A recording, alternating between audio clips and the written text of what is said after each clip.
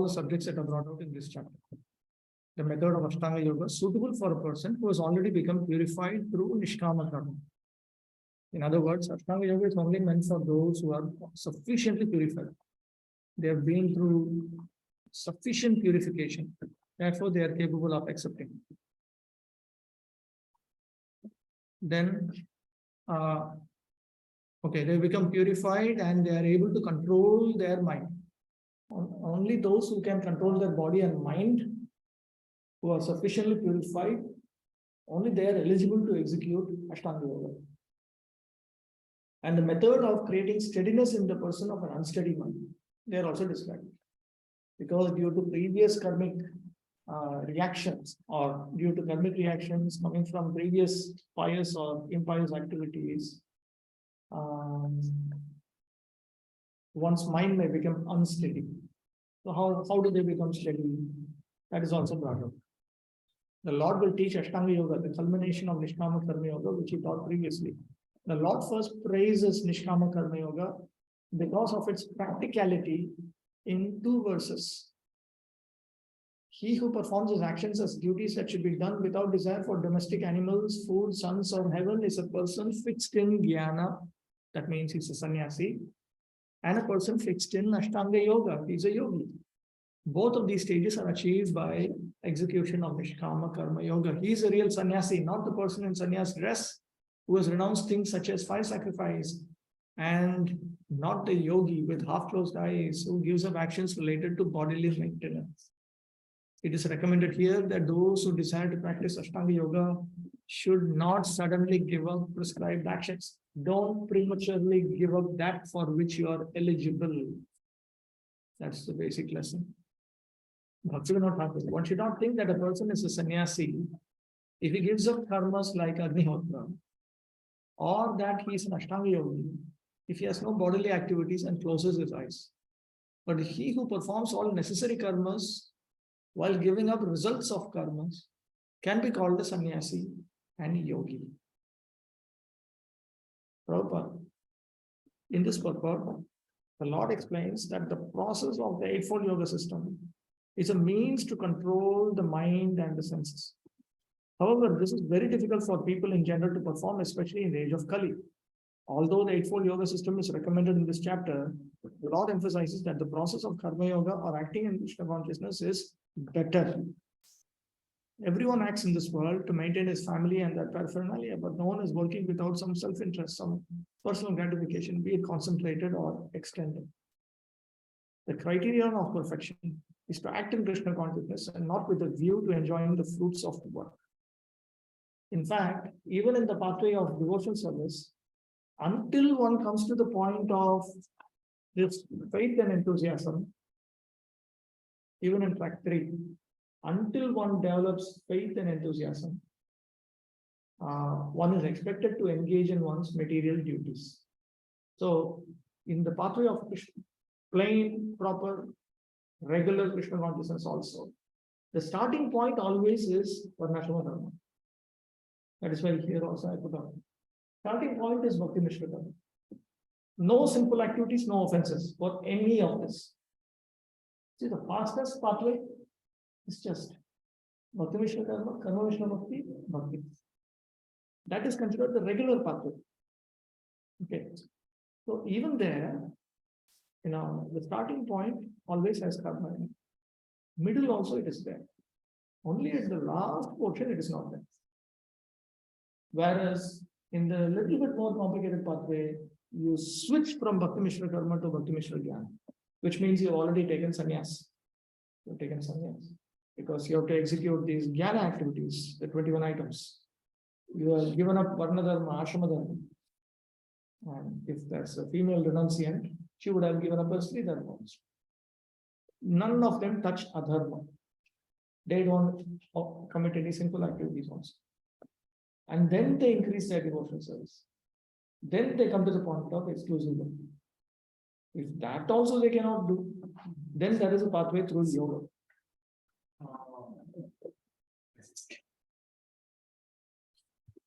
Sorry.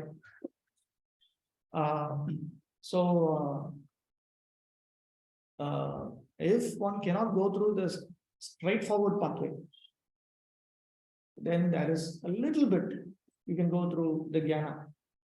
So it is not that everybody has to become a sannyasi and all that. You can stay at home and increase your chanting and increase your engagement in Navada Bhakti. And you can come to the point where you are exclusively engaged in devotional service. That is why in our line, that Narottam Das Thakur statement is there, Bhaktivinoda's statement is there, that you stay wherever you want and you just engage in Krishna consciousness. Panchanga Bhakti, anybody can increase. It's only infrastructure. Not that everybody has to become a sannyasi, change the different set of activities. It's a totally different set of activities. The moment you change your ashrama into a sannyasi, you have to execute all those 21 items. It's a totally different set of activities, different from what you're normally used to. Whereas in the straightforward pathway, you don't have to think about why you have to bring in some third-party jnana thing. I can just increase my same Panchanga Bhakti that they taught me from day one. I simply increase my time more. That enlarges in my life. That can be executed anyway. But if you cannot do that, then you have to replace karma with jnana and then increase your bhakti. You cannot do that, then you have to replace jnana with yoga, which is the system that we are studying here. So first of all, he has removed karma with jnana, then jnana with yoga also. So even more changes are required. Then one is supposed to increase his practice of bhakti. This is also there. For some souls, it is required. Just as there are devotees who cannot simply sit and read Prabhupada's books. You need to have a Bhakti Shastri course, you need to have a big pressure, you need to torture them with this, only then they will spend. Same way, some people need to be given sannyas. Some men have to be told. They know it is misery, it is difficult, politics, everything, they know all these things. But they also say, without, I cannot. I am not some straightforward person. Straightforward, shortest method, I cannot do it. So I need a little bit longer method. And if the longer method is not enough, then an even longer method is there. So in the Vedic system, we come across the concept, if there is a thorn that is stuck in your sole of your feet, you take another thorn. With that thorn, you remove this thorn. And then you throw away both the thorns. So using the thorn of jnana, you take away the thorn of karma. And then throw away both the thorns. Come to the point of Kevla. If the second thorn also gets stuck, then you take a third thorn and you remove the second thorn out also. So that is this path. Through yoga, you give up jnana. Through jnana, you would have given up karma. But everything happens gradually. It's not that one fine day, suddenly, okay, from today, and then you put a Twitter message everywhere. I'm doing this. Not like that. Gradually. Yes, certain devotees after they retiring, they go to Vrindavan, stays there and chants 64 daily. Very nice. All of us are. They come in which track? It's all track 3 only. Yeah. Even in track 2. It's possible. But the only difference is, see, if you see this, or even if you want to see this, here. Everybody wants to come to this. In Gaudiya Vaishnavism, we want to come to the point of complete engagement in Panchanga Bhakti. One or more items of Navada Bhakti or Panchanga Bhakti. In other sampradayas, they don't have this concept. In fact, it is offensive. It is offensive. In the Ramanuja line now, they will immediately ask you, so you've come to that point? You attain that level or what? You become a great soul. You got love of God. After you have that, then you sit and do. Until then, imprisoned at home. Or ashram. Whatever, within the system. You are within the system. You cannot get out of the system. In track 1 is even more. That is also greater than even residents of Brahmaloka. Oh, so proud, so arrogant. This is what you learn from these people. Catch you. Okay, let's. Okay.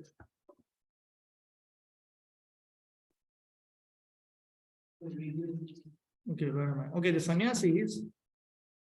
What happened? My video is off. Okay.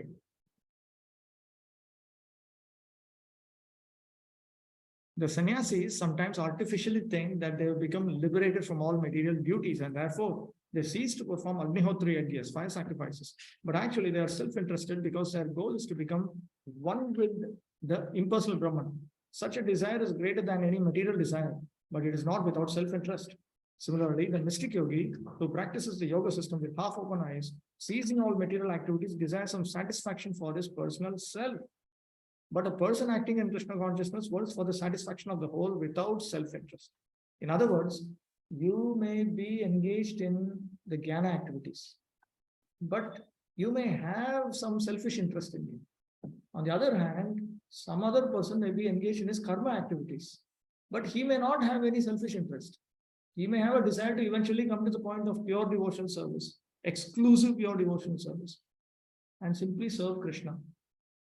So this is certainly much more selfless than a selfish jnani or a selfish yogi, because he has this as his internal spirit.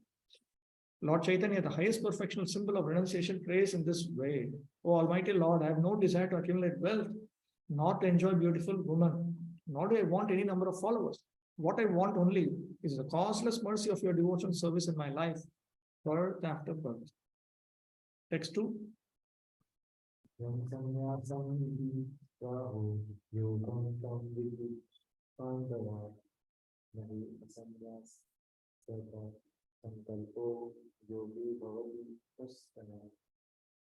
What is called renunciation, you should know to be the same as yoga, or linking oneself with the Supreme. O son of Pandu, for one can never become a yogi unless he renounces the desire for self-satisfaction. One who has not renounced desires for the fruits of actions cannot be either a jnana yogi or a ashtanga yogi. Only one who has given up those desires can be either type of yogi. Because of similarity in giving up the desire for results of action in jnana and similarity in stopping the internal functions in the form of thirst for enjoyment in yoga, both terms are used in describing the karma yoga by taking a secondary sense of those words. O son of Pandu, what is called sannyasa is also called yoga. If the jiva does not give up determination to enjoy, he can never be called a yogi. Previously, the way I showed you that Sankhya and Karma Yoga were one, now in that way, I will show that Ashtanga Yoga and Karma Yoga are one. Actually, Sankhya Yoga, Karma Yoga and Ashtanga Yoga are not different. Fools alone think they are different processes.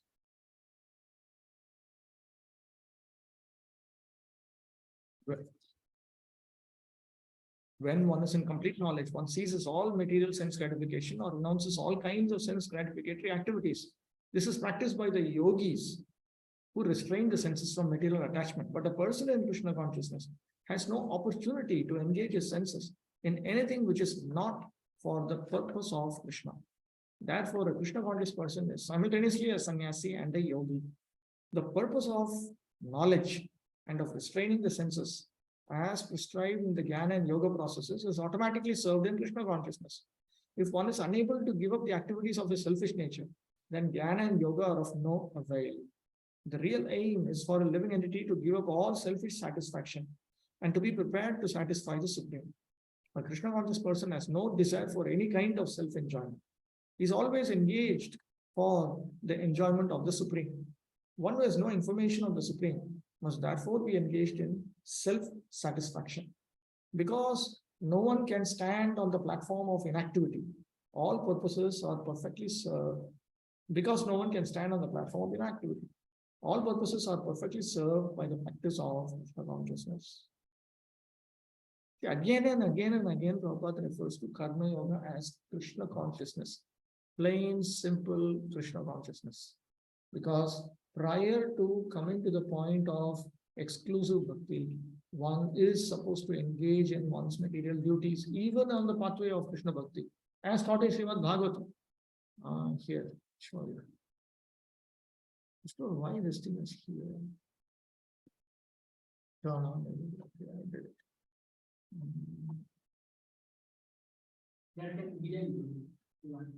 Which one?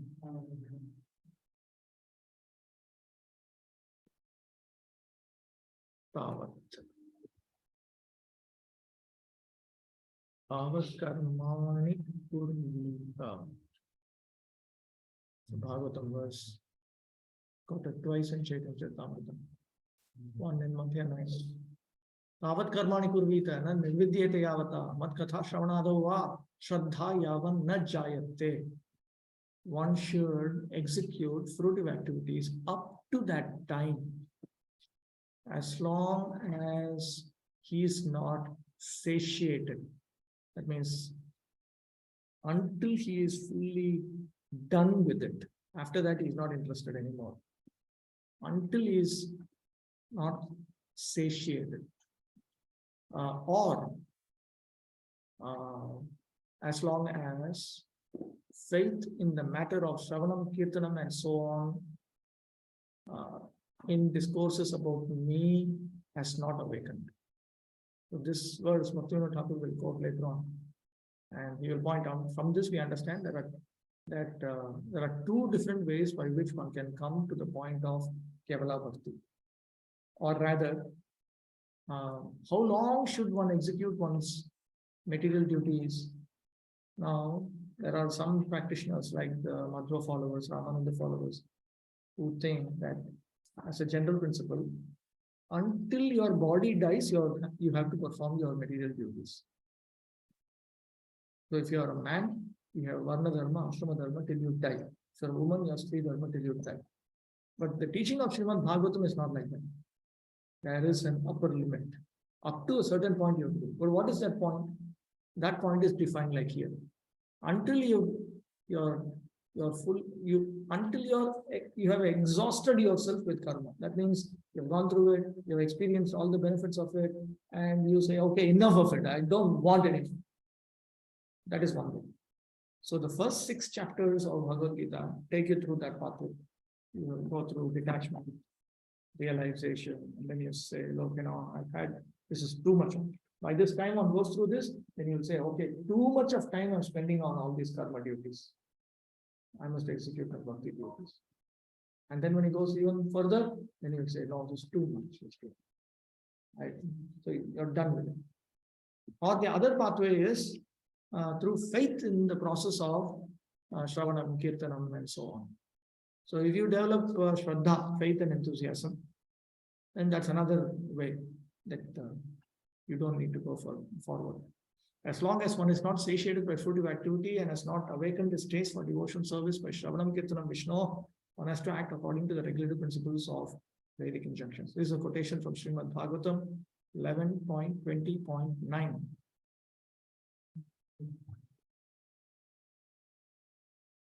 Chaitanya Mahaprabhu is quoting this.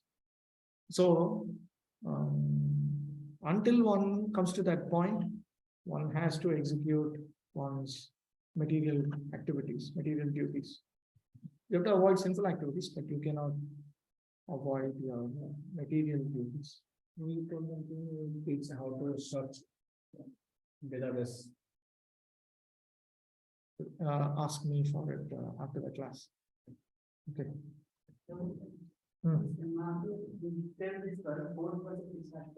So where does this begin? That track that he's telling that I don't want to do anything about it. This one.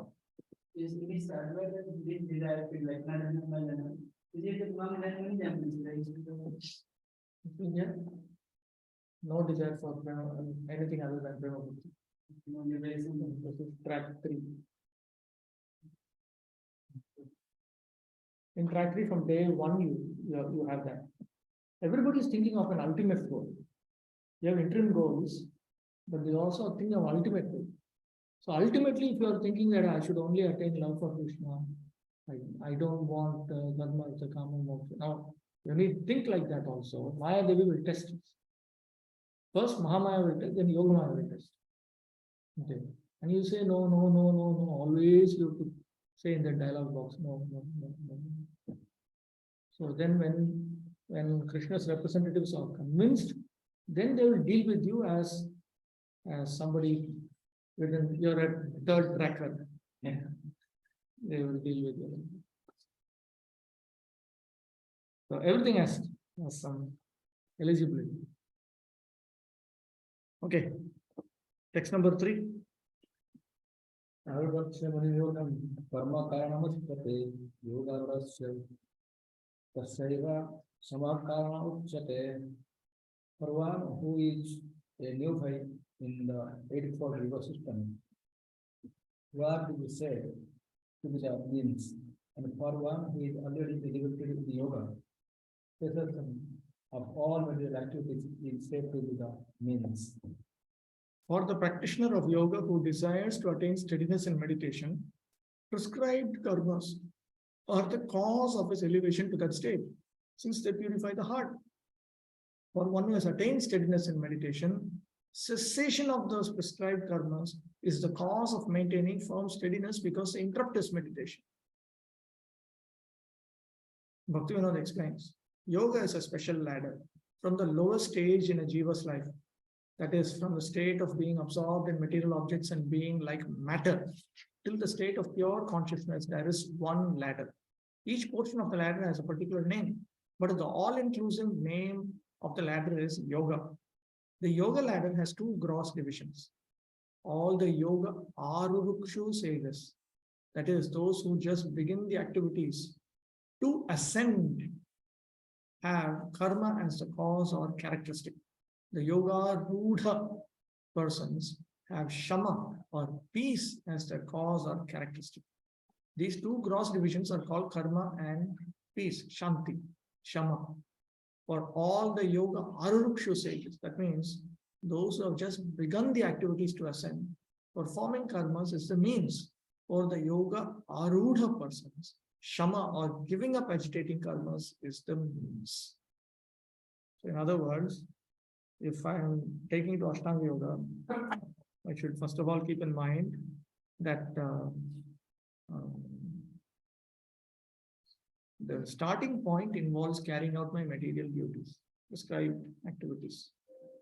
And then that itself will push me forward. But at a certain later point, they'll not push you forward, they'll push you downward. So at a certain point, you give it up. Because what was previously useful is now counterproductive. Previously it was productive, now it's counterproductive. So in other words, these material duties have a limited role to play. Not that we need to follow them for whole life, life after life after life after life. Not like that. The process of linking oneself with the Supreme is called yoga. It may be compared to a ladder for attaining the topmost spiritual realization. The ladder begins from the lowest material condition of the living entity and rises up to perfect self-realization and pure spiritual life. According to various elevations, different parts of the ladder are known by different names. But all in all, the complete ladder is called yoga and may be divided into three parts, namely Jnana Yoga, Dhyana Yoga, and Bhakti Yoga.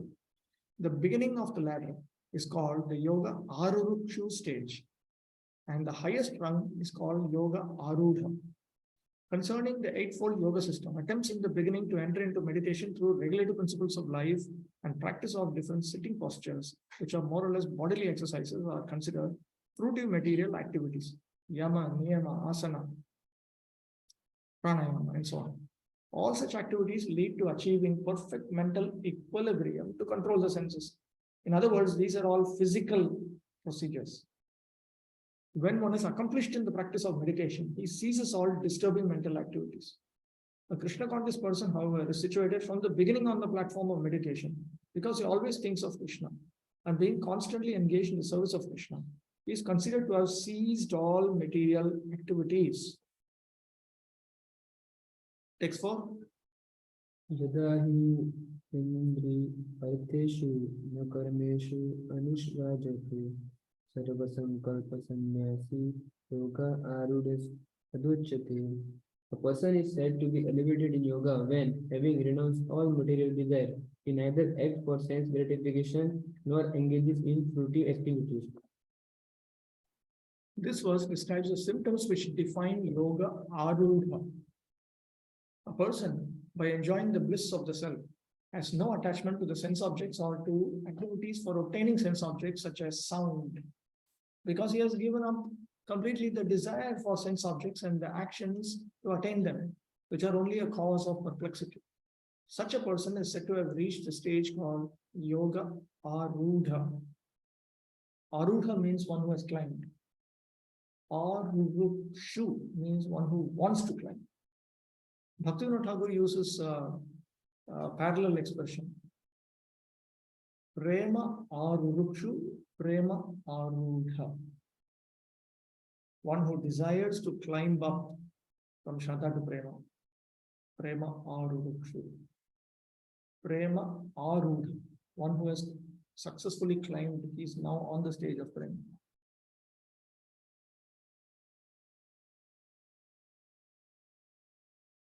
When a person is fully engaged in the transcendental loving service of the Lord, he is pleased in himself, and thus he is no longer engaged in sense gratification or in fruitive activities. In other words, he is internally satisfied. So he doesn't need to engage in some external activity. Otherwise, one must be engaged in sense gratification, since one cannot live without engagement. Without Krishna consciousness, one must be always seeking self-centered or extended selfish activities. But a Krishna conscious person can do everything for the satisfaction of Krishna and thereby be perfectly detached from sense gratification. One who has no such realization must mechanically try to escape material desires before being elevated to the top rung of the yoga ladder. So, if I don't receive detachment and realization here, then I may engage in track 2 in order to attain that. That also I cannot, then I come back and I engage in this.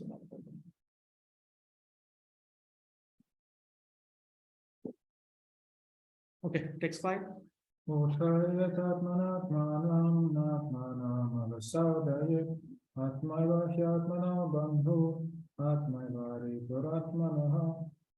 One must deliver himself with the help of his mind and not degrade himself. The mind is a friend of the conditioned soul and his enemy as well.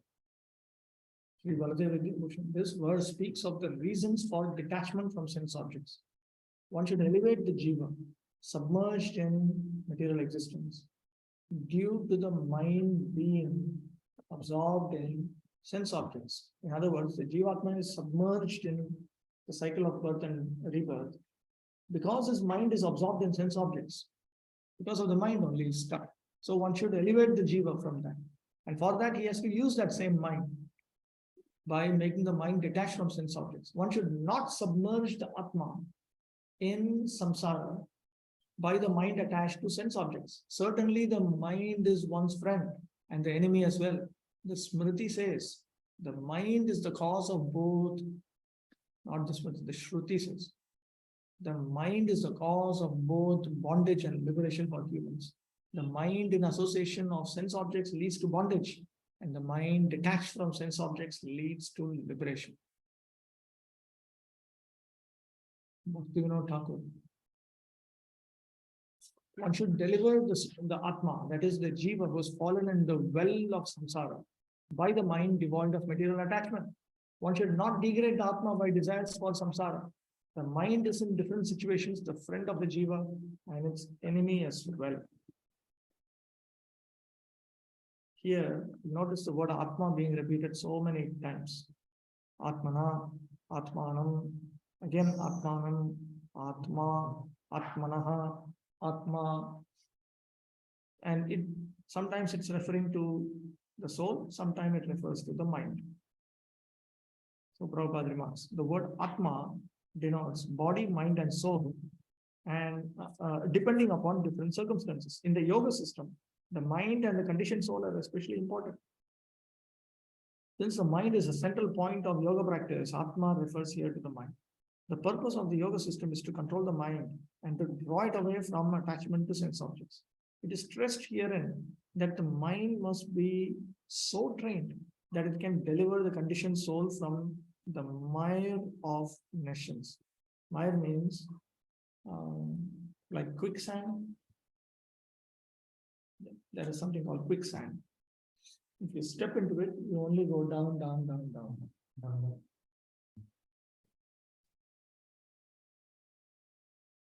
In material existence, one is subjected to the influence of the mind and the senses. In fact, the pure soul is entangled in the material world because the mind is involved with the false ego, which desires to lord it over material nature.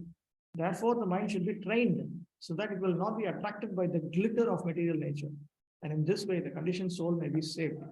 One should not degrade oneself by attraction to sense objects. The more one is attracted by sense objects, the more one becomes entangled in material existence. This is the reason why in the yoga system, they expect you to actually sit in one place, close your eyes. In fact, you're supposed to be in a noiseless environment so that you're not attracted to some sound, and focused. Meditate on the Supreme Lord as it has been taught in the scripture. In Bhagavatam also, we are given some further information about how to do this kind of yoga practice. In the second canto, there is a description about, because through the yoga practice, you can meditate on any object of meditation, like for instance, a universal form, or the Paramatma, or you can meditate on Bhagavan also, technically speaking. It's a certain technique by which you restrain yourself from the external world. But that is expected. It is expected. Unless one brings back his mind away from the external world, one cannot actually progress. Even in Krishna consciousness, Bhaktivinoda Thakur, in Harinam Chintamani, he gives one full chapter for the offense called inattentive chanting. And he says inattentive chanting is the mother of all offenses. So he specifies, you sit in front of the deity and you, with devotion, you can watch the deity and chant with a prayerful spirit. Or you close your eyes and your ears and you try to hear the Hare Krishna mantra and remember the meaning of the mantra. So that also Pratyahara comes into play. It's important to attract us away from that. Prabhupada's method of chanting was loud chanting. He said when you chant loudly, then attention comes. He says that's why, in the cars and all, they have horns. Vehicles have horns. Because you're driving, some person comes, you press the horn, because of the loud sound, then they suddenly realize, okay, car is coming, vehicle is coming. They say loudness creates attention. So Prabhupada taught the process of chanting loud. Traditionally in India, they would not chant loud. They would chant either in the mind, or they would chant so soft that only they can hear. But Prabhupada trained the devotees in loud chanting. One of Prabhupada's godbrothers, Akinchan Krishnadas Babaji, he was very happy with that. Prabhupada is a close friend of Prabhupada. And he said, your Guru Maharaj has taught this process, I'm very happy. And then Prabhupada's disciples are reported to have said, so we should not chant like this. So no, this is a nice thing. In India, they chant softly, but you people chant loudly. Your Guru Maharaj correctly trained you. Loud, chant loud. So even though we call it japa, it is more or less kirtan. It is just kirtan without music, without melody. But it's kirtan. It's loud kirtan. Has effect. It's a good effect. That is another way of attracting attention. Attracting our own mind's attention. The best way to disentangle oneself is to always engage the mind in Krishna consciousness. The word he is used for emphasizing this point, that one must do this. For man, mind is the cause of bondage and mind is the cause of liberation. Mind absorbed in sense objects is the cause of bondage, and mind detached from the sense objects is the cause of liberation. Therefore, the mind which is always engaged in Krishna consciousness is the cause of supreme liberation. Madhvacharya, in his explanation to Bhagavad Gita, in the first 6 chapters, he says the first 6 chapters is the pathway, sadhana. Everything else gives background information. And he says the middle 6 chapters, past 6 chapters, they all give some background information in order to execute the sadhana. And every time Krishna talks about the soul and all that, Madhvacharya always explains it to mean Lord Vishnu. He says Atma is Lord Vishnu. Ultimately, he is the soul. The Jivatma also requires the Supreme Lord for the Jivatma to exist. Ultimately, who is the soul? The body exists because of the soul. Okay. So the soul exists because of Lord Vishnu. So he says ultimately the word Atma means Lord Vishnu. So throughout his explanation, everything is distinctly Vaishnava. There's nothing, you cannot concoct an impersonal explanation from his writings. You cannot go through his writings and come out with any personalistic, we should meditate on the soul. on the one who is, we'll make it clear on Lord Vishnu. Lord Vishnu looks like this, and you meditate on him. Vishnu means Vishnu Tattva, that's understood. Everywhere, even here. Even for this verse. Even for this, if you meditate on the soul, or previously, everywhere. Meditation means this. In fact, he also teaches the process of yoga. Process of yoga is you meditate on Lord Vishnu. That's all. And when you are in samadhi, you're meditating on Lord Vishnu. And when you are out of samadhi, then what do? You should chant. You should give classes on Lord Vishnu, Shravanam, Kirtan, Vishnu. This is smarana. Okay. You should do other activities. All these activities. So it is just a technique by which you focus. That's all. Okay, text 6. Bandhur Atma Manasasya Vinatmaiva Manadita Anatmana Pratitve Varte Tasmaiva Tatruva. For him who has conquered the mind is the best of friends. But for one who has failed to do so, his mind will remain the greatest enemy.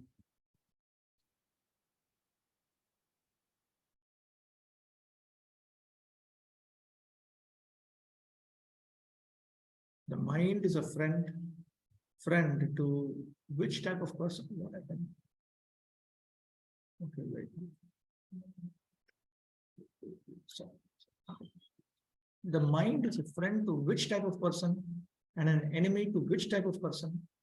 The mind is a friend or benefactor of the jiva who has conquered the mind. The mind acts an enemy who causes injury of the jiva who has not conquered the mind.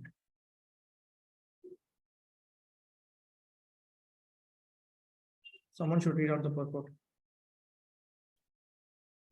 The purpose of practicing mindful yoga is to control the mind in order to make it a friend in discharging the human being. Unless the mind is controlled, the practice of yoga can show is simply a waste of time.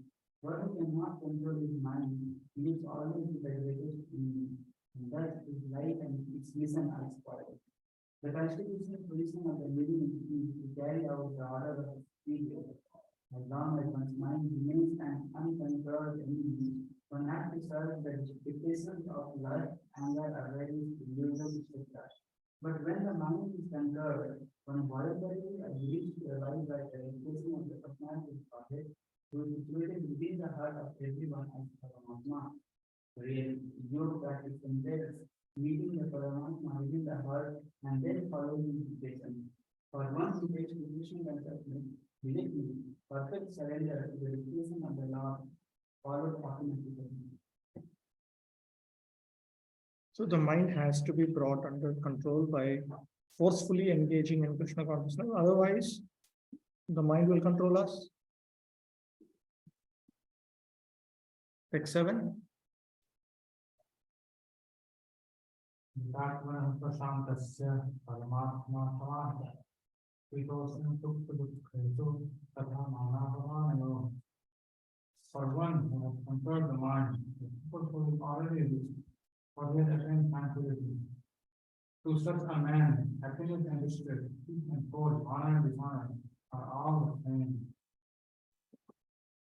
3 verses now speak of the favorable conditions for beginning yoga practice. When a person's mind is unchanged in heat and cold, honor and dishonor, and is devoid of attraction and repulsion, the self becomes completely situated in samadhi. The yoga person has these characteristics. He has conquered the mind, is devoid of all attachments, is situated in samadhi, and is undisturbed in heat and cold, happiness and distress, and honor and dishonor. His mind being unaffected by heat and cold, happiness and distress, and honor and dishonor, his Atma is extremely steadfast.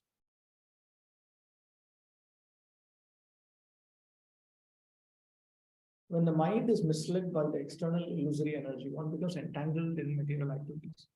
Therefore, as soon as one's mind is controlled through one of the yoga systems, one should be considered to have already reached the destination.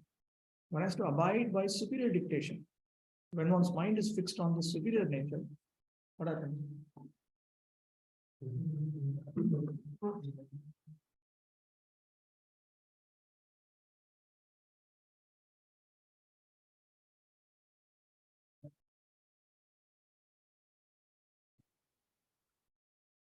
One has to abide by superior dictation. When one's mind is fixed on the superior nature, he has no alternative but to follow the dictation of the spirit. The mind must admit some superior dictation and follow it. The effect of controlling the mind is that one automatically follows the dictation of the Paramatma or Super Soul. So in other words, through all the yoga systems, control of the mind is a common activity. Even here, even though right now Krishna is teaching a pathway that seems to be relevant only for those who are in the slow track, like one, the effect of detachment and realization will be the same as experienced in faster tracks. So the same experience, same requirements are there. In the pathway of Bhakti Yoga also, if you want to attain very rapidly within one lifetime, then also we have to control the mind. If we don't control the mind, nothing will happen. So if this is the situation for Ashtanga Yoga, for Bhakti Yoga also it applies. Each higher system includes the restrictions of the lower system.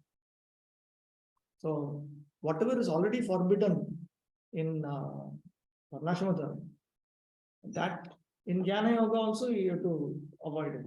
In Ashtanga Yoga also you have to avoid it. In Bhakti Yoga also you have to avoid it. Whatever is additionally forbidden in Jnana Yoga, that you have to avoid it in Ashtanga Yoga also.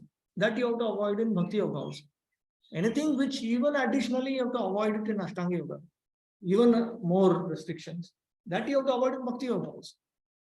And in Bhakti Yoga, beyond all this, there are even more things to avoid. So everything is calculated in terms of how many more things you're avoiding. In addition to higher realization, there's also a higher degree of renunciation.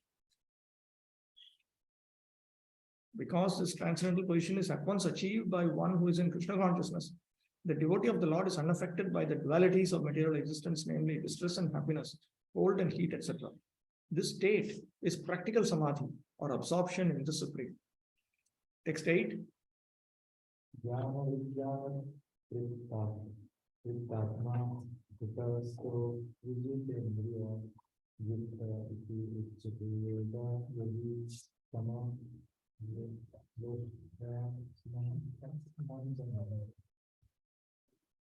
A person is said to be established in self-realization and is called a yogi or mystic when he is fully satisfied by virtue of acquired knowledge and realization. Such a person is situated in transcendence and is self-controlled. He sees everything, whether it be pebbles, stone, or gold, as the same. The yogi endowed with conclusive knowledge is satisfied by scriptural teachings taught and by vijnana or realization. In other words, realization of the separate Atma. In other words, he realizes that he is a soul different from the body, separate from the body. He is fixed in his spiritual nature, is completely in control of the senses, and considers a lump of earth, stone, and gold as transformations of matter. Endowed with such conclusions, he is called Yukta. Notice this word Yukta. Yukta ityuchyate yogi. He is now competent for self-realization. Yuktaha. You can see in the word names. Book knowledge without realization of the supreme truth is useless. See, clearly you notice Jnana Vijnana Tattatma. He is a living entity who is satisfied by acquired knowledge and realized knowledge. Acquired knowledge means theoretical knowledge.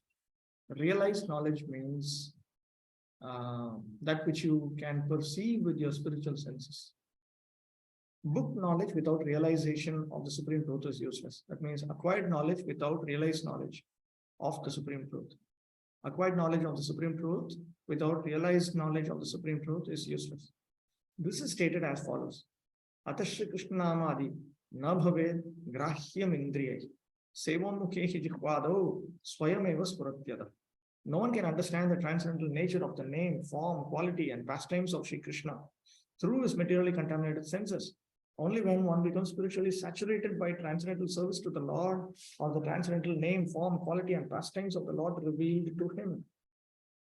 To the Rupa Goswami statement, Bhaktisiddhanta Saraswati Thakur has noted, you can write it on some paper and post it in your wall and keep looking at it every other day or every day, because this is the basic essence of all scriptures.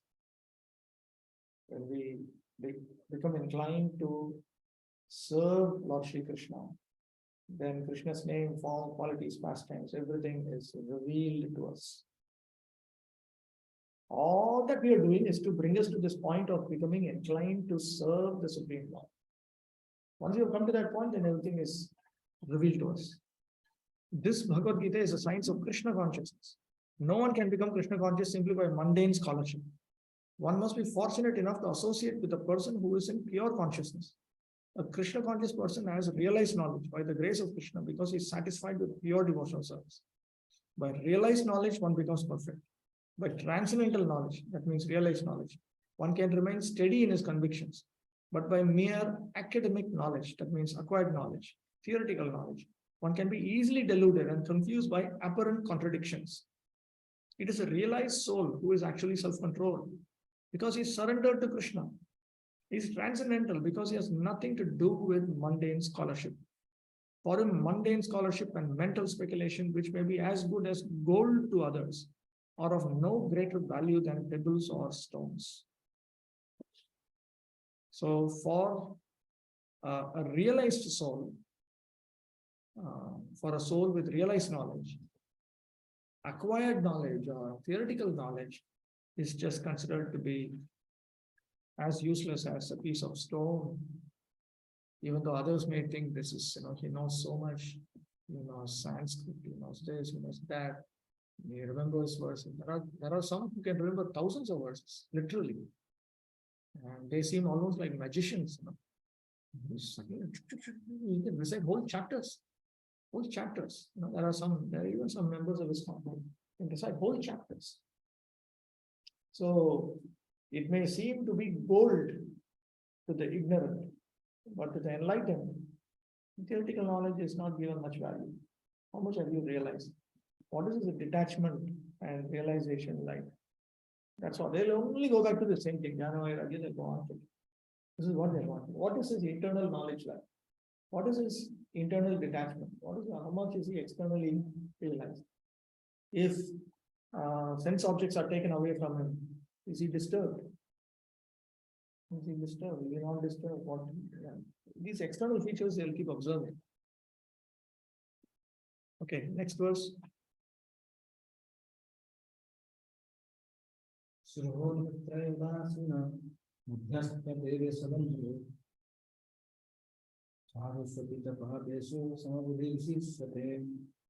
person he considers to be further advanced when he regards honest well-wisdom. Affectionate benefactors, the neutral, meditators, the envious, friends and enemies, the pious and the sinner, all with an equal mind. Look at the word meanings. Sukhrit, well-wishers by nature. Mitra, benefactors with affection.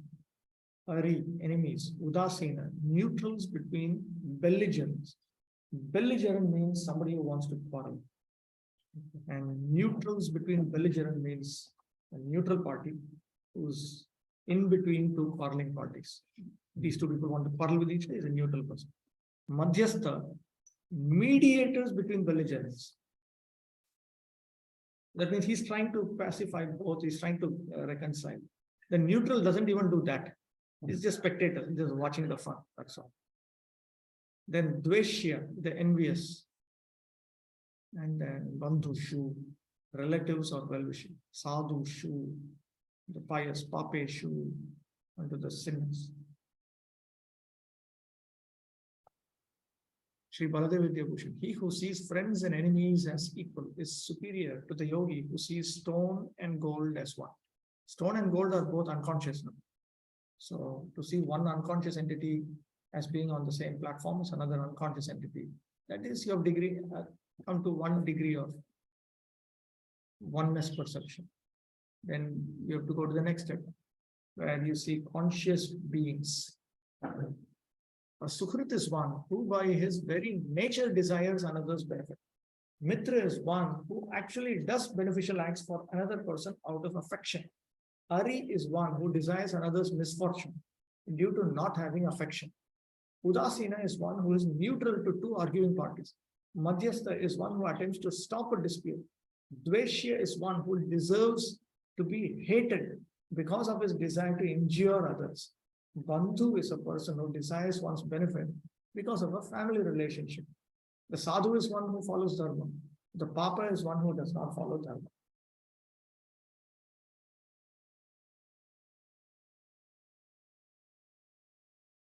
So he deals with everyone equally, which means that he deals with everyone as they deserve. That's all. He is not partial. That's what it means. He deals with everyone impartial. That doesn't mean that somebody does somebody engaged in pious activities, somebody engaged in sinful activities. He wants to bless both. It's not like that. That is not the idea. He clearly recognizes pious person is a good person. Sinful person is going to hell. And nobody should become sinful. People should be pious. So he recognizes all of it. It's not that he doesn't recognize it. But he deals with everyone as appropriate. As appropriate. Text 10. Yogi yunjita satatam atmanam rahasi stitaha ekaki yata chitatma hirashir aparigraha. A transcendentalist should always engage his body, mind, and self in relationship with the Supreme. He should live alone in a secluded place and should always carefully control his mind. He should be free from desire and feelings of possessiveness.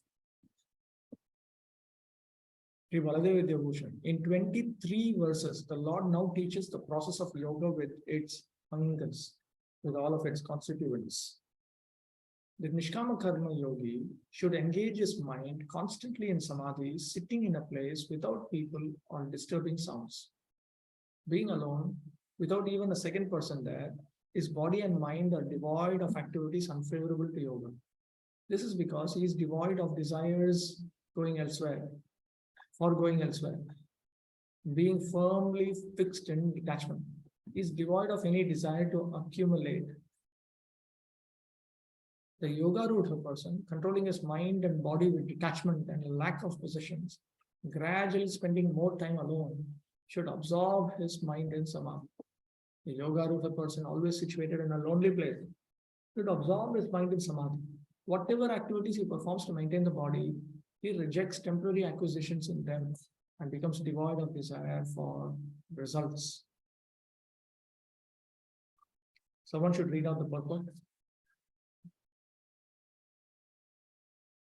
Krishna is realized in different degrees as Brahman, Paramatma, and the Supreme Personality of Godhead. Krishna consciousness means concisely to be always engaged in the transcendental loving service of the Lord. But those who are attached to the impersonal Brahman or the localized super soul are also partially Krishna conscious. Because the impersonal Brahman is the spiritual way of Krishna and the super soul is the all-pervading partial expansion of Krishna. Thus, the impersonalist and the meditator are also indirectly Krishna conscious. A direct Krishna conscious person is the topmost transcendentalist because such a devotee knows what is meant by Brahman and Paramatma. His knowledge of the absolute is perfect, whereas the impersonalist and the meditative yogi are imperfectly Krishna conscious. Nevertheless, all of these are instructed herewith to be constantly engaged in this particular pursuit, so that they may come to the highest perfection sooner or later. Stop. So now, there are plenty of non-devotees who dislike Prabhupada's Bhagavad Gita as it is explanation. They keep complaining. Krishna is talking so many things, and you people are just talking one thing. But if you look at this sentence, Prabhupada is very open. He's saying, yes, there may be practitioners of the pathway of impersonalism. There may be others also. And here Krishna is basically indicating that they can also go through their particular pursuits. So Prabhupada is also saying that. He's not avoiding that. The only bona fide portion of this complaint is, despite saying all that, Prabhupada promotes only the highest teaching of Bhagavad Gita. But in Bhagavad Gita itself, it is mentioned that Bhakti is the highest amongst the yoga systems. And exclusive engagement in Bhakti is the highest means by which you can execute Bhakti. That is also stated. So you cannot say that Prabhupada, whatever Prabhupada is promoting is not promoted by Krishna. Krishna also acknowledges it. But only difference is what Krishna says 10 times in the Bhagavad Gita, Prabhupada says maybe 200 times. But that is what to do. You people are trying to forget and trying to make others forget. So we have to do the opposite propaganda to make people remember what you are trying to make them forget. That's all. Circumstantial necessity. Please resume. The first business of a transcendentalist is to keep the mind always on Krishna.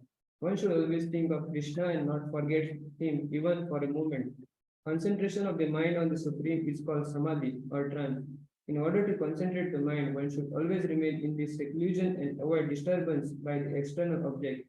He should be very careful to accept favorable and reject unfavorable conditions that affect his realization. And in perfect determination, he should not anchor after unnecessary material things that entangle him by the feelings of possessiveness. All this perfection and precautions are perfectly executed when one is directly in Krishna consciousness. Because direct Krishna consciousness means self-abnegation, wherein there is very little chance for material possessiveness. Srila Rupa Goswami characterizes Krishna consciousness in this way. Anyasatya Vishayan Yatharvam Upayunjitaha Nirbandha Krishna Sambandhe Yukta Vairagyam Uchyate Prapanchikatya Buddhaya Hari Sambandhi Vastuna Mukshubhi Parityago Vairagyam Palgu Kathayate. When one is not attached to anything, but at the same time accepts everything in relation to Krishna, one is rightly situated above the possessiveness. On the other hand, one who rejects everything without knowledge of its relationship to Krishna is not a complete in his renunciation. Bhakti Rasamrita Sindhu 1.2.255 to 56. A Krishna conscious person well knows that everything belongs to Krishna, and thus he is always free from feeling of personal possession. As such, he has no hankering for anything on his own personal account. He knows how to accept things in favor of Krishna consciousness and how to reject things unfavorable to Krishna consciousness. He is always aloof from the material things because he is always transcendental and he is always alone, having nothing to do with persons not in Krishna consciousness. Therefore, a person in Krishna consciousness is the perfect yogi. If you carefully examine the elements of Bhakti Yoga as taught by Rupa Goswami, you can look in Bhakti Rasamrita Sindhu under Sadhana Bhakti description, or you can look in Upadeshamrita. You will find that all of them contain all the restrictions that are noted in the lower systems. And anything which is useful in the lower system is automatically part and parcel of Bhakti Yoga. This is not Rupa Goswami's special concoction. This is actually found in Srimad Bhagavatam itself. If you open Srimad Bhagavatam and you look for the description of Bhagavatam, also has descriptions of different yoga systems. Karma Yoga is described, Jnana Yoga is described, Ashtanga Yoga is described, Bhakti Yoga is also described, pure Bhakti Yoga is also described. You will note there also. Right from there, from the original source itself, you can find. In the same book, Bhagavatam itself, you will find that. It includes, it's by design. The other systems are there for those who cannot execute Bhakti Yoga. And how to bring them to the point of Bhakti Yoga. Krishna has a big tent. He wants to bring everyone. Okay, text 11 to 12. Vichaudesha pratishtapya sthiramasanamatmanaha natyuchita nati nincham chevajena kushottaram traikadramana kripa yatachitendriyapriyaha upanishyasane yunjyat yogamatma yashodhaye. To practice yoga, one should go to a secluded place and should lay kusha grass on the ground and then cover it with a deer skin and a soft cloth. The seat should be neither too high nor too low and should be situated in a sacred place. The yogi should then sit on it very firmly and practice yoga to purify the heart by controlling his mind, senses, and activities and fixing the mind on one point. Two verses speak of the sitting place. The yogi should establish the asana in a naturally pure place. Naturally pure place. Not some place which has become pure because of us. Naturally pure, which means a holy place. Such as a pure bank of the Ganga or a mountain cave and a place cleaned by himself. The asana should be stable, not moving, and not too high or too low. Establishing the asana made of kusha grass and other materials, one should place over that soft cloth and soft deer skin. This asana is for one's own use only. It is forbidden to use another person's seat, as that is unfavorable for yoga practice due to uncertainty of another's consent to use his seat. One should sit, because then that becomes another complicated problem. You use somebody else's seat, and one day he comes in and says, "You know, no, I want my seat." And we don't want yogis to get involved with all the conditions. One should sit rather than stand or lie on that asana, which has been established. Since the Vedanta says asina sambhava, one should sit, because then meditation is possible. Having restrained, the idea is that if you're going to focus on the Supreme Lord's name, form, qualities, pastime, and so on, and you're going to concentrate, you cannot be involved with different objects of this world. So therefore, one should sit. This is Vyasadev's point in Vedanta Sutra. Having restrained the activities of the mind and senses, making his mind free of disturbance, he should practice concentration or samadhi. This is for purification of the antahkarana, since by being pure and fine, it is qualified to perceive the Atma. Shruti says, the seers of the subtle see the Atma by concentrated fine intelligence. Bhakti the necessary rules for yoga practice are as follows. Establishing his own kusha asana, not too high, not too low, in a clean place, covering it with kusha grass, then deer skin and a cloth on top. You should sit on the asana, placing it on a clean ground. Sitting there, controlling the mind, senses, and activities, concentrating the mind for purifying the heart, he should practice yoga.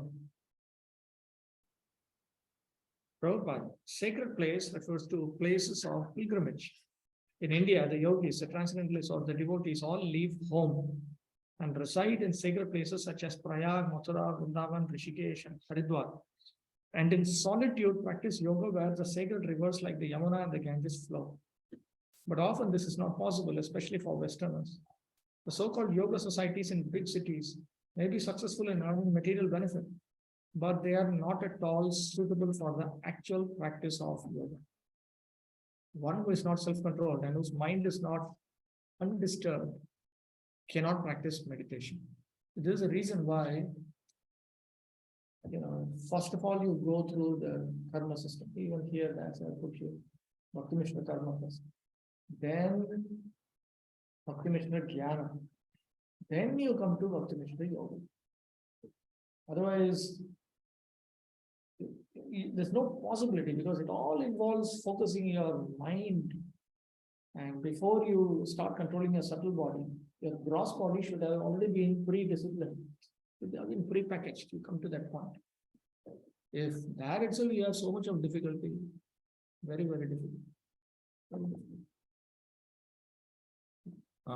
Therefore, in the Brihanaradi Purana, it is said that in Kali Yuga, the present Yuga or age, when people in general are short-lived, slow in spiritual realization, and always disturbed by various anxieties, the best means of spiritual realization is chanting the holy name of the Lord.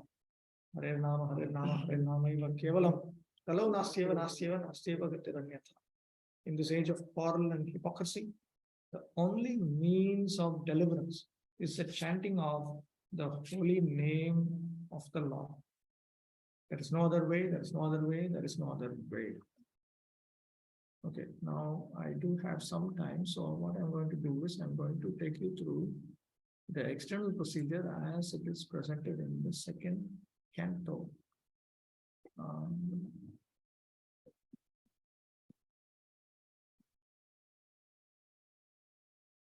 Here.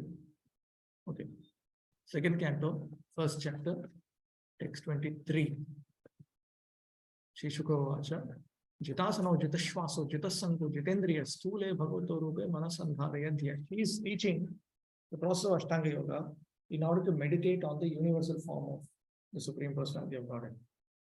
Shukadeva Goswami answered, one should control the sitting posture, regulate, right?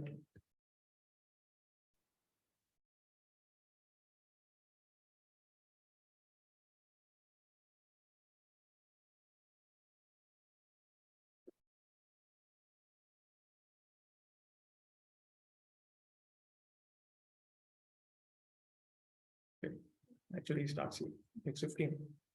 Antakale tu Purusha Agate Gatasabhasa Chindya Dasanga Shastrena Smritam Deshenu Yechatam. At the last stage of one's life, one should be bold enough not to be afraid of death, but one must cut off all attachment to the material body and everything pertaining to it and all desires thereof. So at the last stage of life, when the last stage of life has arrived, a person without any fear of death must cut off with the weapon of non-attachment all desires related to his body and everything else related directly, everything that is dependent on the body or connected to the body also. The foolishness of gross materialism is that people think of making a permanent settlement in this world, although it is a certain fact that one has to give up everything here that has been created by valuable human energy. Great statesmen, scientists, philosophers, etc., who are foolish without any information of the spirit soul think that this life of a few years only is all in all, and that there is nothing more than death. This poor fund of knowledge, even in the so-called learned circles of the world, is killing the vitality of human energy, and the awful result is being keenly felt. And yet the foolish materialistic man do not care about what is going to happen in the next life. The preliminary instruction in the Bhagavad Gita is that one should know that the identity of the individual living entity is not lost, even after the end of this present body, which is nothing but an outward dress only. As one changes an old garment, so the individual living being also changes his body. And this change of body is called death. Death is therefore a process of changing the body at the end of the duration of the present life. An intelligent person must be prepared for this and must try to have the best type of body in the next life. The best type of body is a spiritual body, which is obtained by those who go back to the kingdom of God or enter the realm of Brahman. In the second chapter of this canto, this matter will be broadly discussed. But as far as a change of body is concerned, one must prepare now for the next life. Foolish people attach more importance to the present temporary life, and thus the foolish leaders make appeals to the body and the bodily relations. The bodily relations extend not only to this body, but also to family members like wife and children, as well as to society, country, and so many other things which end at the end of life. After death, one forgets everything about the present bodily relations. We have a little experience of this at night when we go to sleep. While sleeping, we forget everything about this body and bodily relations. Although this forgetfulness is a temporary situation for only a few hours, death is nothing but sleeping for a few months, in order to develop another term of bodily engagement, which are awarded by the law of nature according to our aspiration. Therefore, one has only to change the aspiration during the course of this present body. And for this, there is need of training in the current duration of human life. This training can be begun at any stage of life, or even a few seconds before death. But the usual procedure is for one to get the training from very early life, from the stage of brahmacharya, and gradually progress to the grasta, vanaprastha, and sannyas orders of life. The institution which gives such training is called Varnashrama Dharma, or the system of Sanatana Dharma, the best procedure for making the human life perfect. One is therefore required to give up the attachment to family or social or political life just at the age of 50 years, if not earlier, and the training in the vanaprastha and sannyas ashramas is given for preparation of the next life. Foolish materialists in the garb of leaders of the world, leaders of the people in general, stick to family affairs without attempting to cut off relations with them, and thus they become victims of nature's law and get gross bodies again according to their will. Such foolish leaders may have some respect from the people at the end of life, But that does not mean that such leaders will be immune to the natural laws by which everyone is tightly bound by the hands and feet. The best thing is therefore that everyone voluntarily give up family relations by transferring the attachment from family, society, country, and everything thereof to the devotion service of the Lord. It is stated herein that one should give up all desires of family attachment. One must have a chance for better desires. Otherwise, there is no chance of giving up such morbid desires, horrible desires. Desire is the concomitant factor of the living entity. The living entity is eternal, and therefore his desires, which are natural for a living being, are also eternal. One cannot therefore stop desiring, but the subject matter for desires can be changed. So one must develop the desires for returning home back to God. And automatically the desires for material gain, material honor, and material popularity will diminish in proportion to the development of devotional service. A living being is meant for service activities, and his desires are centered around such a service attitude. Beginning from the top executive head of the state down to the insignificant pauper in the street, all are rendering some sort of service to others. The perfection of such a service attitude is only attained simply by transferring the desire of service from matter to spirit or from Satan to God. Then, Grihat Pravrajit Todhira, Punyatirtha Jalaputam, Shuchau Viviktasino, Vidhivat Kalpitasane. One should leave home and practice self-control. In a sacred place, he should bathe regularly and sit down in a lonely place, newly sanctified. Turn this off. To prepare oneself for the better next life, one must get out of one's so-called home. The system of Varnashma Dharma or Sanatana Dharma prescribes retirement from family encumbrances, family burdens, as early as possible after one has passed 50 years of age. Modern civilization is based on family comforts, the highest standard of amenities, and therefore, after retirement, everyone expects to live a very comfortable life in a well-furnished home, decorated with fine ladies and children, without any desire to get out of such a comfortable home. High government officers and ministers stick to their prized posts until death, and they neither dream nor desire to get out of homely comforts. Bound by such hallucinations, materialistic men prepare various plans for a still more comfortable life. But suddenly cruel death comes without mercy and takes away the great plan maker against his desire, forcing him to give up the present body for another body.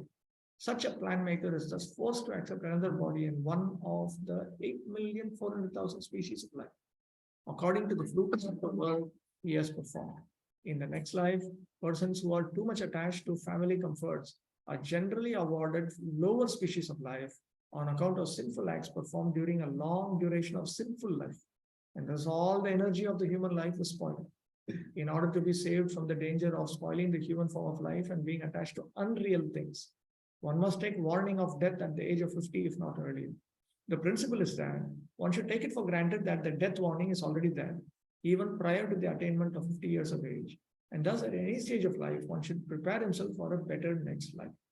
The system of the Sanatana Dharma institution is so made that the follower is trained for the better next life, without any chance that the human life will be spoiled. The holy places all over the world are meant for the residential purposes of retired persons, getting ready for a better next life. In fact, residence in the Dham is actually meant for Grihatyagis. Intelligent persons must go there at the end of life. I generally tell people, please don't die here and there. Don't die in America, die in a dham. And don't say, no, I'll create a dham. We are not some created dham. Krishna has already created dhams.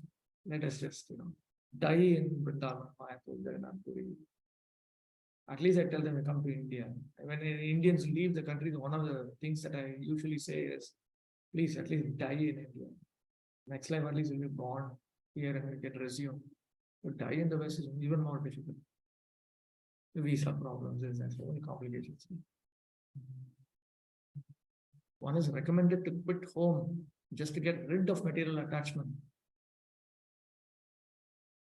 Intelligent persons must go there at the end of life, and for that matter, after 50 years of age, to live a life of spiritual regeneration for the sake of being freed from family attachment, which is considered to be the shackle of material life. One is recommended to quit home just to get rid of material attachment, because one who sticks to family life until death cannot get rid of material attachment. And as long as one is materially attached, one cannot understand spiritual freedom.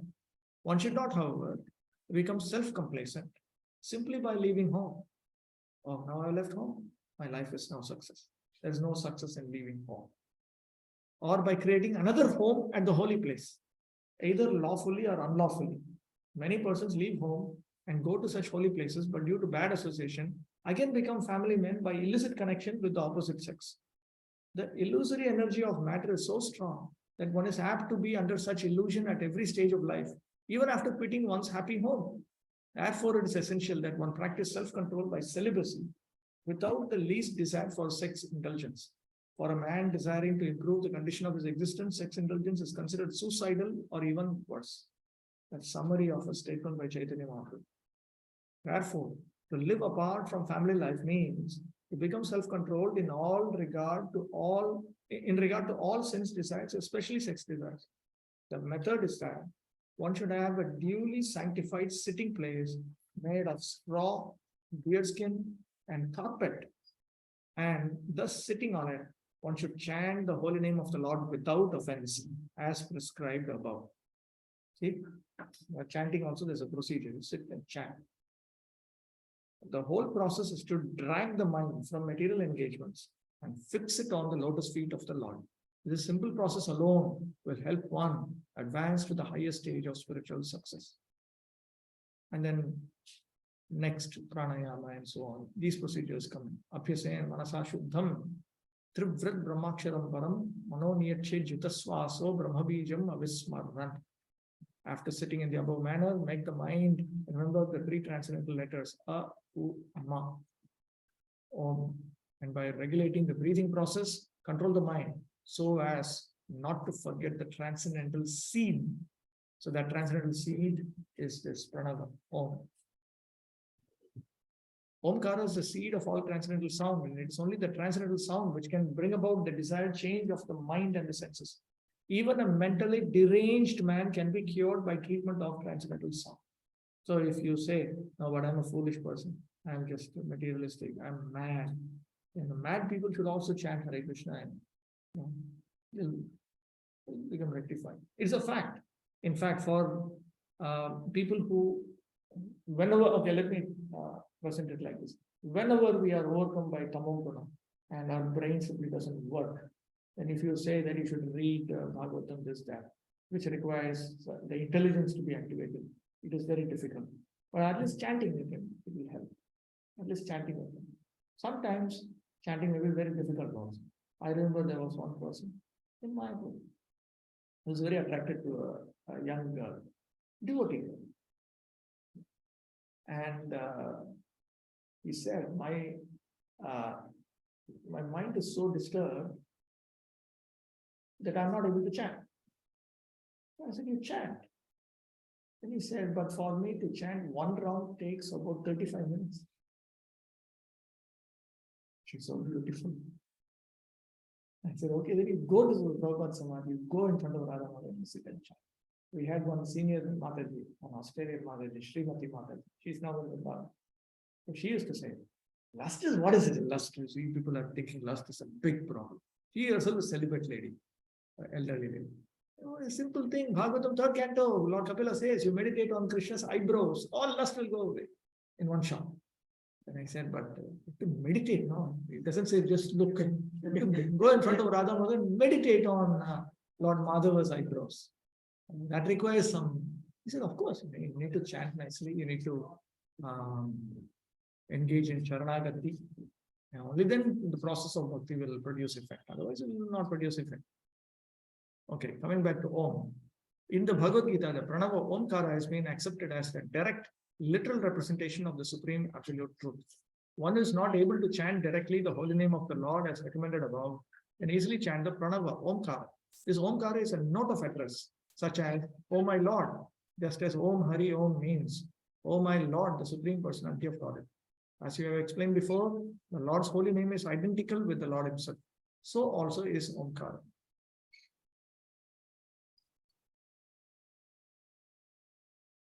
As we have several times expressed, since the transcendental name, form, attributes, pastimes, etc. of the personality of Godhead are impossible to understand with the present material senses, it is necessary that through the mind, the center of sensual activities, such transcendental realization be set into motion. The devotees directly fix their minds on the person of the absolute truth. But one who is unable to accommodate such personal features of the absolute is disciplined in impersonality to train the mind to make further progress. Niyached vishayebhyo kshan manasa buddhi sarati manah karma bhirakshiptam shubharthe dharayadhya. Up to dharana he is now described. Dharayat is connected to dharana. Gradually, as the mind becomes progressively spiritualized, withdraw it from sense activities, and by intelligence, the senses will be controlled. The mind, too absorbed in material activities, can be engaged in the service of the personality of Godhead and become fixed in full transcendental consciousness. So, the first process of spiritualizing the mind by mechanical chanting of the Pranava Omkar and by control of the breathing system is technically called the mystic or yogic process of pranayama, or fully controlling the breathing air. The ultimate stage of this pranayama system is to be fixed in trance, technically called samadhi. But experience has proven that even the samadhi stage also fails to control the materially absorbed mind. That is well known from scriptural history. So therefore, Shukadeva Goswami recommends the next step of assured policy, namely to fix one's mind in the service of the personality of the body. And then he begins to teach how to meditate on the Supreme Personality of Godhead's form. Prabhupada also notes that the same process is given to us in the form of deity worship. Deity worship is external meditation on the form of Lord Vishnu. Because there are 8 types of deities. One of that is a form that you create in your mind. In Ashtanga Yoga, as taught in Srimad Bhagavatam and in Bhagavad Gita, you are supposed to meditate on the form of the Supreme Lord within the mind. But if you cannot do that, then you can execute this external process. Okay, so here I'll stop with this.